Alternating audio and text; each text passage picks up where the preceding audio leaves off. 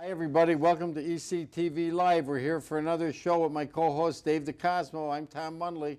Hi Dave, I just want to welcome you to our show today. Dave and I speak on the phone a lot. All week we talk about who our guests are going to be and what we're going to do for the next show. We have a great guest for today, David. Oh, fantastic. Yes, we do. We have Mike Lombardo, who's the head of the Pittston Tomato Festival. And Mike is a friend of mine for many years. I remember Mike when he was mayor of Pittston for 2 terms. And yeah, he's just an outstanding citizen, a great leader in Luzerne County. And I do want to say, Mike, my law clerk, Alexandra Kakura, is here, who was Little Miss Tomato in 1985. Now she's grown up, she's my law clerk. And she's here along with Doreen Evans, my other law clerk. But I want to tell you this. I guess you picked somebody as little. She was only 3 when they picked the Little Miss Tomato. So tell us about this festival. It's a great event because I go every year. Well, actually, let me start out by saying when she was 3, I was 20 at that time, and but I wish to be back to those days. I was 40, so let's. But what I think that indicates is we're in our 27th year of the festival. It's a great event. It starts this Thursday, and it runs through the weekend through Sunday, and we close Sunday evening at about 10 o'clock. As I said, we've been doing it for about 27 years. My committee took over about 14 years ago and is chaired by Laura Nacito, and then one of my other co-chairs is Jim Zara, who actually is the former mayor of Yatesville.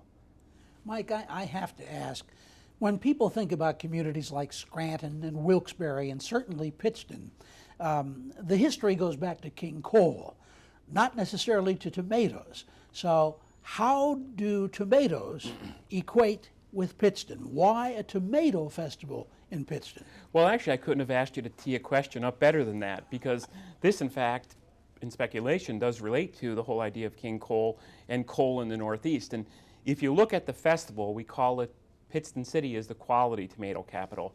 We've never insinuated that we are the quantity tomato capital. We're in fact not. And we're the quality tomato capital because many assert that the soil and the acidity, because of the coal mining, changes the way the tomato grows and the taste, and hence we're the quality tomato capital. And that really was sort of the idea back, and actually it started under the tenure of Mayor Walsh, who actually was mayor prior to me. And essentially the city forefathers and some people that really were interested in the community wanted to look at a way to highlight the progression that was happening each year, and they got together and came up with the tomato capital. John Lennon was once asked why the Beatles, and he said, well, we could have been the Shoes, and I think this is sort of the same way. But it's the quality tomato capital, and I think it's the quality people capital of the Northeast. David, there's a big story in today's paper, the Scranton paper, about the Tomato Festival, and they talk about the tomato fight that you have. And I was reading about it, and I forget how many hundreds of pounds of tomatoes are thrown at different people. And you know what's amazing? I said to myself, oh boy, they're wasting all this good food. People are hungry. But you know what I read? That the tomatoes they use are tomatoes that they can't sell because they're damaged and they're not good to sell to people, to sell to consumers. So do you take part in this, Mike? I haven't the last couple years, but the inaugural year I actually opened the tomato fight up dueling against Bill Goldsworthy, who is the West Pittston mayor, and that's how we kicked out the first year. I appreciate, Judge, you indicating that the tomatoes are not tomatoes that can be sold. It's a question we get every year. As many times as we say it, somebody comes up and says, how do you justify doing that? Believe me, they are rotten tomatoes. Afterwards, I wound up throwing my clothes away. The other thing on top of that... That's true, David. It's amazing.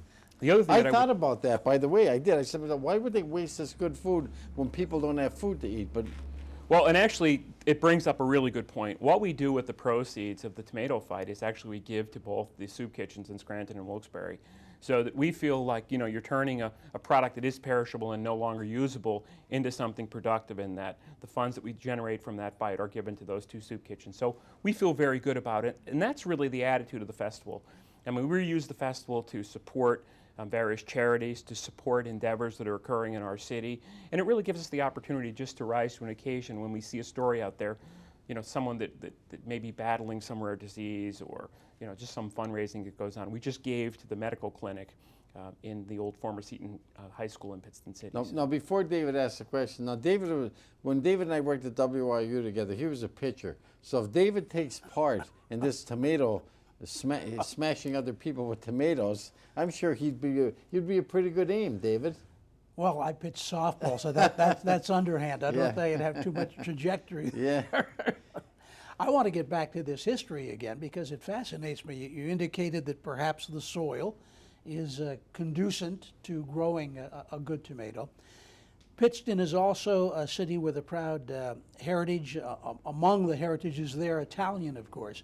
And I'm wondering if some of that history doesn't date back to the days when those miners and their families actually had to grow some tomatoes as a supplement to their own daily or own weekly food supply. I think so. I mean, you know, Pittston's one of those little communities where, you know, you still see the backyard garden and people take pride in growing produce in their backyard.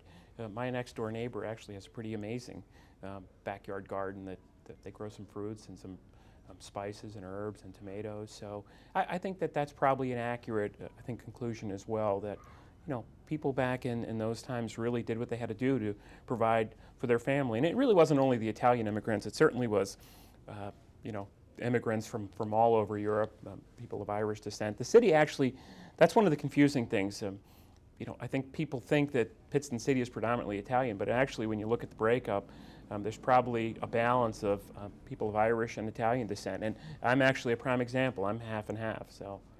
And here's, to give you an idea of the quality of the tomatoes, here's some of the winners from just a year or two ago. You can see just how appealing they look in this snapshot, Mike.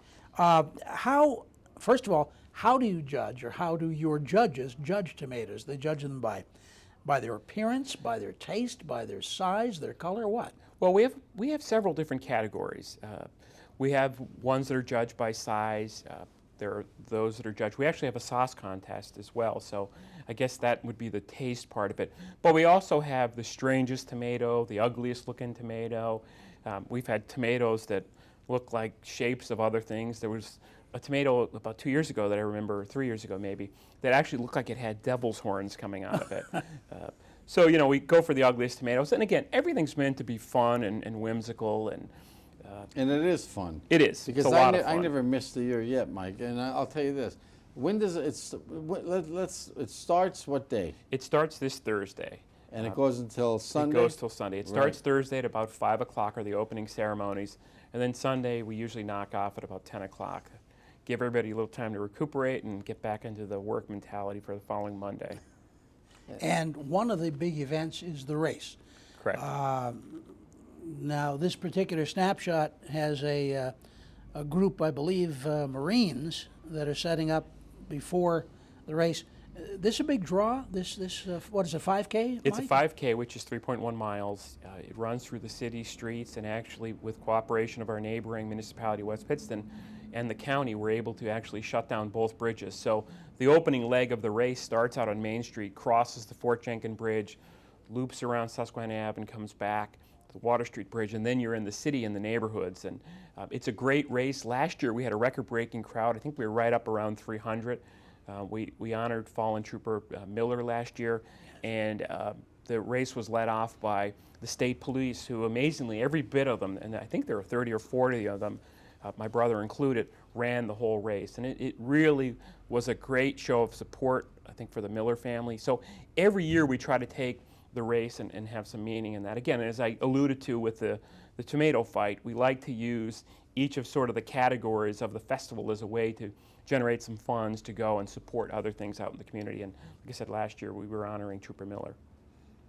I noticed that because my brother-in-law, Tony Bruno, and his wife, Danielle, they live in Pittston. They volunteer. All this is volunteer, isn't it? They work the stands from day one until it ends. How does that work, Mike? Absolutely. Every bit of our committee is a volunteer committee. In the 14 years that I've done it, and in the prior years, you know, no one's ever been paid for the work. Now, we do contract some professional service. We have some garbage collection that's done professionally, but the volunteers even help clean up. They man and woman the stands.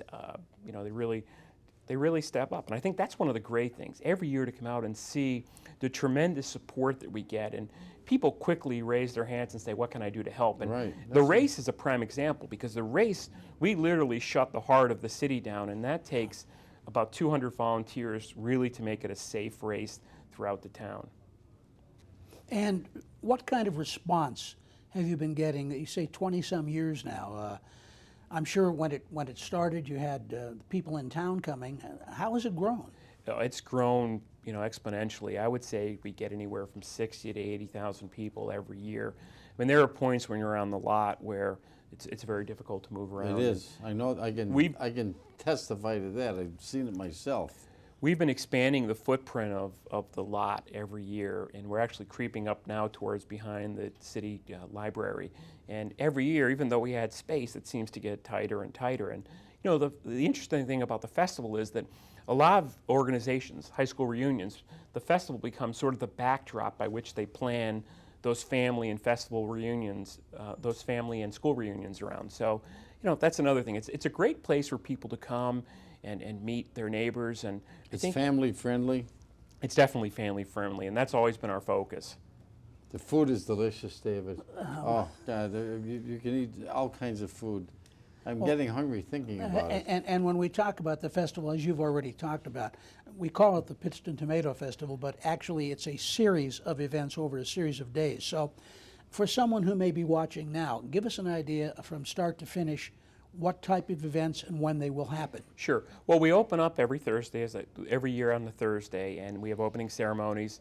We always have some type of musical venue that's going. There's various local bands that participate, and actually we've had some national bands. We had Joey D of Peppermint Twist fame one year, and Shirley Alston of the Shirelles was there and played. So bands play every night, and some of it is local and some of it are larger bands. The Badleys played a couple years at the festival. Then essentially the next really kind of programmatic day is Saturday, which kicks off with the 5K race. And right at the minute the last racer comes through, then the parade kicks off in through town. And again, that's Main Street through Kennedy Boulevard. After the 5K race and parade, we have the tomato fight that we spoke about a little. On Saturday are the judging of the various contests, and that continues into Sunday. So that's essentially a kind of a thumbnail sketch of what the couple days And that's look like. Saturday, the parade, and then the tomato fight is Saturday. Where's evening. the best place if someone were to Right. want to come to see the parade, for instance? Anywhere on Main Street or the Kennedy Boulevard is a great place to watch. Now, Main Street in Pittston is actually a one-way north Correct. street, and Kennedy Boulevard, which is the next street to the west, runs south. Yes. So the parade uses both of those. How on earth do you handle traffic in a third-class city in Luzerne County?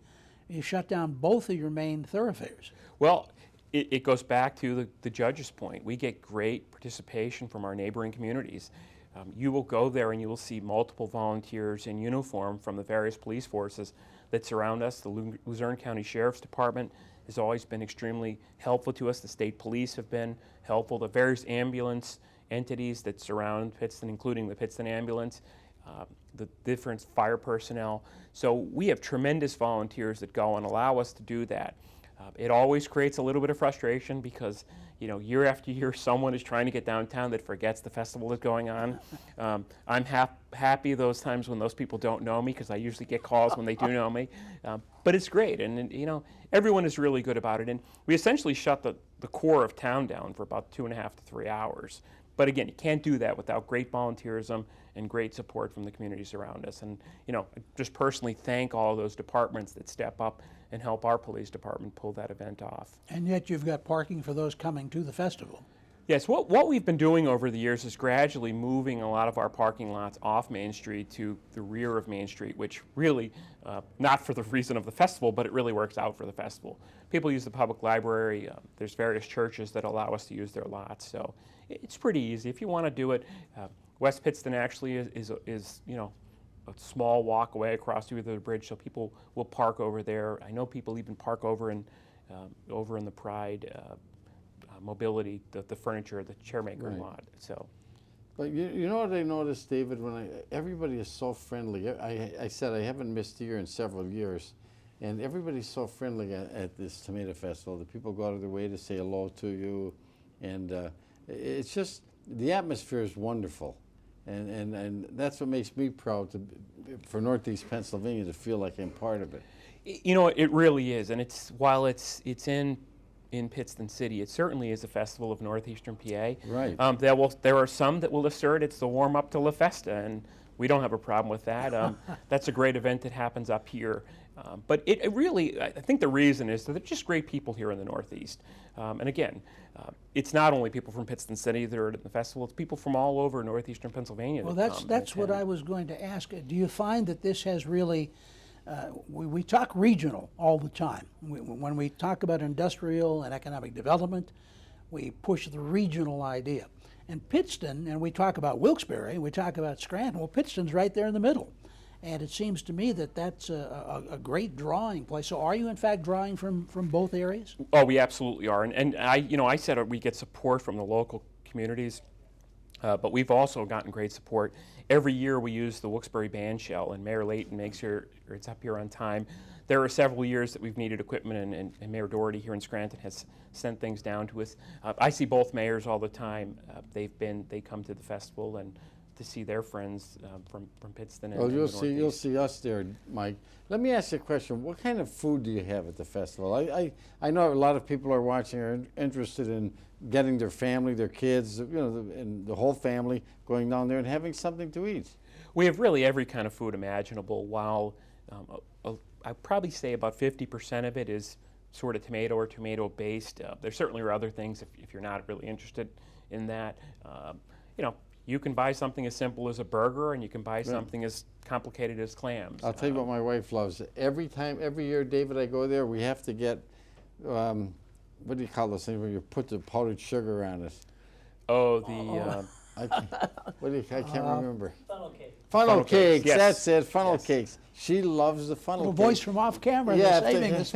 she loves the funnel cakes at the tomato festival. She said they're outstanding. And she loves the pierogies too. You have them also. Yes, we have pierogies. Lots of desserts. Like I said, there's really anything imaginable that you can want. Every year we get, the interesting thing I think, and it speaks, I think, volumes to the festival, is we don't really have much turnover in stands. Every year we'll maybe lose one or two and get somebody new, and the one or two in their defense are somebody that's really trying something for the first time. And but we've had stands that have been there since the beginning, I think, which really says, people come and they do well. And actually they warm up, because a couple weeks later they're mobilizing and coming up here to Scranton, as I said, to do La Festa. For La Festa. Yes. But while people can come and while they can take advantage of the vendors who participate, just coming there and enjoying the parade, perhaps watching the tomato fight, no cost. Right. No, we've always wanted to make it affordable. As a matter of fact, this is the first time in the tenure that I've been part of the chair that we increased the cost of the stand a little bit. And we don't use tickets, so really what you pay at the stand is what you pay. We've always tried to make it family friendly, and actually my wife Susan oversees the booth and who comes and does the stands. And we're always really careful to tell people when we think, a price that they're giving us, because we ask for prices up front, is really out of the ballpark, because we want to make it family friendly and we want to make it affordable. And in this day and age, it's expensive to bring a family anywhere, and we want to make the festival someplace where you can come and have fun and you can eat a decent meal and see people and really enjoy conversation. And that doesn't cost anything. That's a good point, because, and David, you asked a good question, because a lot of people can't afford to go out and spend with a husband, wife, and 2 children $80 or $90. They just can't afford it.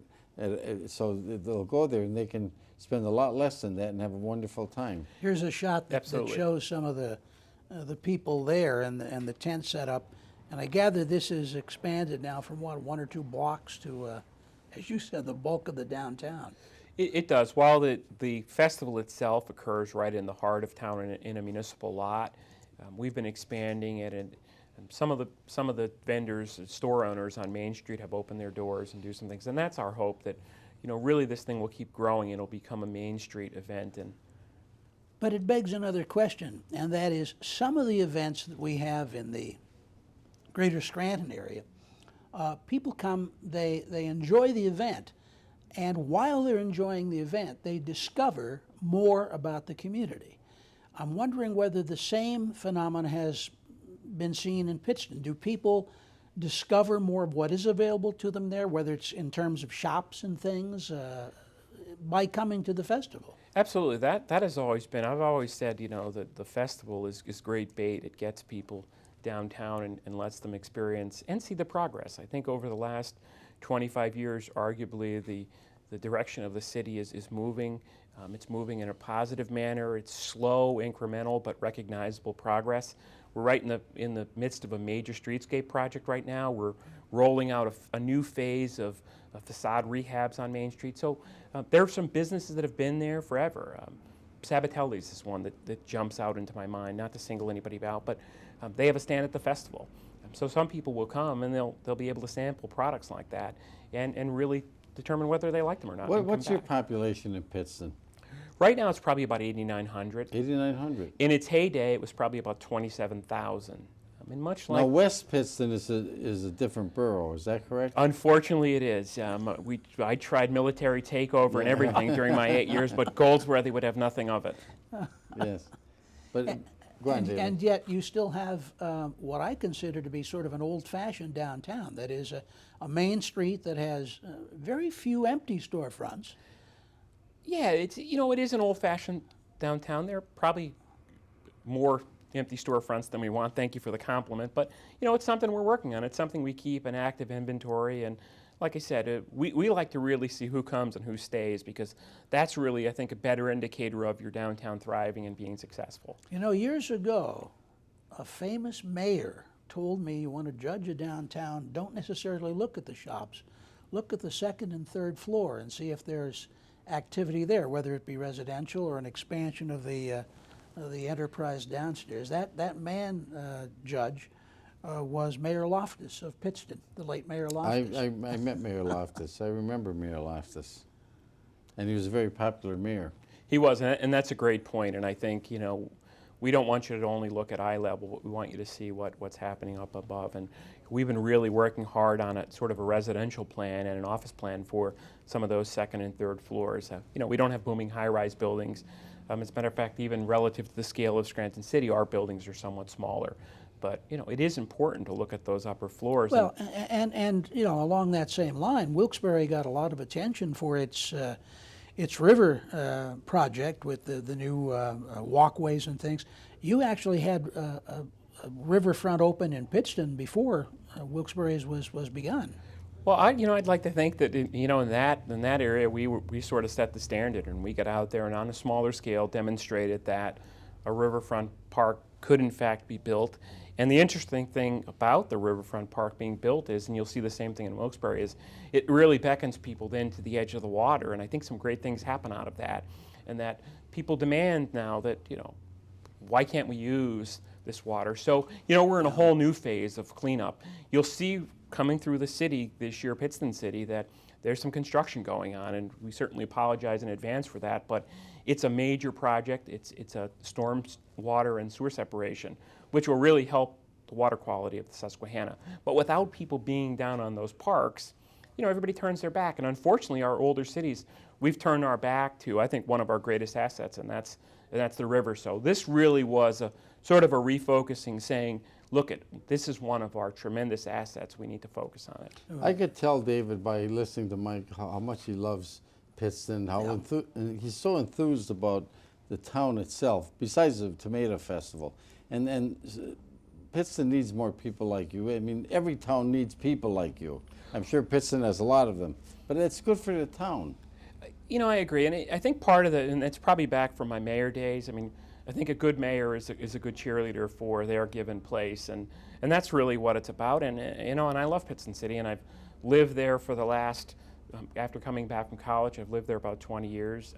I don't really see myself going anyplace else. And I like to tell people, you move along in life and you sort of get freedoms to do other things. And the more I can go any place I want to be, the more I realize the place I want to be is right where I am in Pittston You City. raise your children in Pittston? Absolutely. I have 15-year-old twin daughters who live downtown with us, and they're the best commercial for why it's great to live downtown.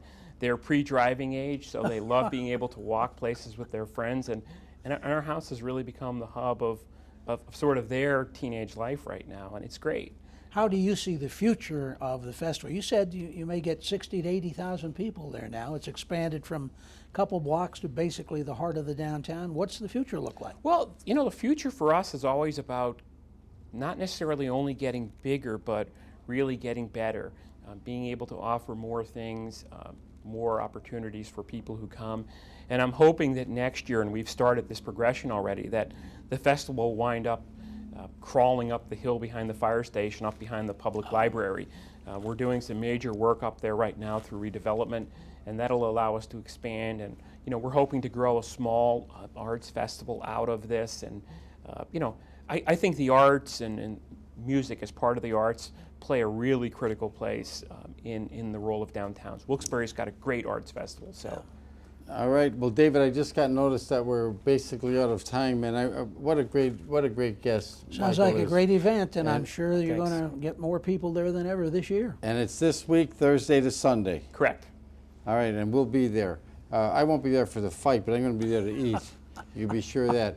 But David the Cosmo, it's always great having you My as my pleasure, Your co-host. Honor. Mark Migliore, our cameraman, Anthony George, John Darcy, Alexandra Kaur, Little Miss Tomato came to because she wanted to shake your hand, Mike. So thank you so much for being here, and we'll attend. We'll do everything we can. David, are you planning on going? I will try to get there, and I too will probably miss the fight, though. Yeah, we're not going to take part in the fight, but we'll be there and we'll say hello to you. I'm sure you're not going to leave from when it opens until when it closes. No, I live on the lot, and Dave and Judge, thank you very much. We really appreciate your support of the event. And I hope everybody attends. I'm sure a lot of people are going to watch this. So just so you know, we're not only on now, we're on every evening at midnight, and you'll be on tomorrow at noon, Wednesday at noon, Thursday at noon. I've seen the show, and I've watched the famous Jim Connors on a couple. Did we have Jim Connors? Hey, Jim, how you doing? I'm glad we had Jim Connors. Thank you so much. On behalf of my co-host, Dave the Cosmo, this is Tom Munley saying thanks for watching ECTV Live, and we'll see you next Monday.